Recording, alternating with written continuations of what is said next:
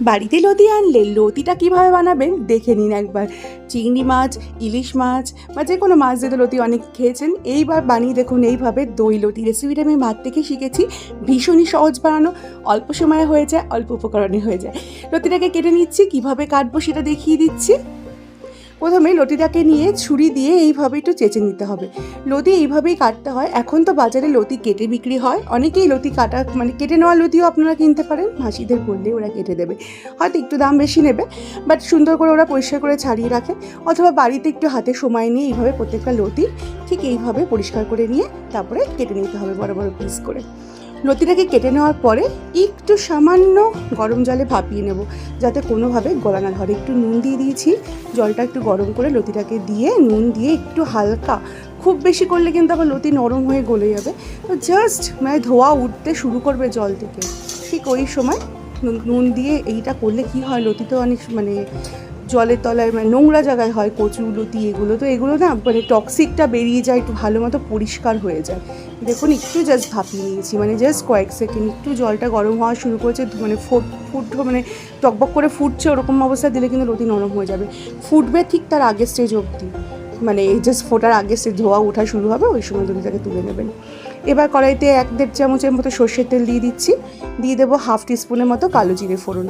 এবার একটা শুকনো লঙ্কা ভেঙে দিয়ে দিচ্ছি, আর এখানে আমি 200 গ্রাম অনুপাতে লতি নিয়েছি, সেই অনুপাতে বলছি। এবার লতিটাকে দিয়ে দিচ্ছি। লতিটাকে দেওয়ার পরে রান্নায় যেরকম নুন দেবেন সেই নুনটা কিন্তু একবারে এই সময় দিয়ে দেবেন, আর পরে আলাদা করে নুন দেবো না। আর যেহেতু নুন দিয়ে ভাপিয়েছি তার জন্য নুনটা আমি সেটা বুঝে দেবেন। নুন আর হলুদটা দিয়ে লতিটাকে একটু ভালো করে তেলের সাথে ওই কয়েক সেকেন্ডের জন্য একটু ভাজবো, জাস্ট কয়েক সেকেন্ডের জন্য, মানে ওই হাই ফ্লেমে, মানে যেটাকে স্টির ফ্রাই বলে, জাস্ট হাই ফ্লেমে কয়েক সেকেন্ড একটুখানি ভালো করে তেল দিয়ে নেড়ে ছেড়ে নেব। খুব বেশি ভাজবো না, একটু জাস্ট নেড়ে চেড়ে নেওয়ার পরে কয়েকটা কাঁচা লঙ্কা চেরা এর মধ্যে অ্যাড করছি, ঝাল অনুপাত যেরকম ঝাল খান সেই অনুপাতে দেবেন। আর দিচ্ছি এখানে 1 চামচের মতো রসুন থেতো করা, 3-4টে রসুন থেতো করে দিয়ে দেবেন। আর দেবেন এখানে লঙ্কার গুঁড়ো স্বাদের ব্যালেন্স অনুযায়ী, আর একটু টক দই 2 থেকে 3 চামচের মতো, একটু সামান্য চিনি, আর 1 থেকে 1.5 চামচের মতো ধনে গুঁড়ো। যেরকম মশলা অনেকে কম পছন্দ করেন সেখানে 1/2 টিস্পুনের মতো ধনে গুঁড়ো দেবেন, অথবা ধনে গুঁড়োটা স্কিপও করতে পারেন। এবার জল ছাড়াই এই সমস্ত কিছু দিয়ে একটু কষাবো। চিনিটা দিচ্ছি, চিনিটা কিন্তু অবশ্যই দিতে হবে, দই দেওয়ার জন্যই চিনিটা দেওয়া।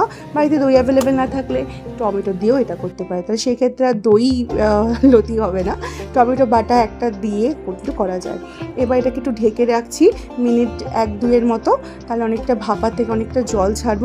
অলরেডি ভাপিয়ে নিয়েছি, তো ওখান থেকে একটু জল ছেড়েছে, দেখুন মশলাটা ভালো করে কষে যাবে। কিন্তু এবার এই রান্নায় কিন্তু কোনো রকম জল দেওয়া যাবে না, একটু ঢেকে ভাপিয়ে নেবেন, নিলে অনেকটা জল ছাড়বে। তারপরে ওই 1 থেকে 2 মিনিট করলেই কিন্তু লতি হয়ে যাবে।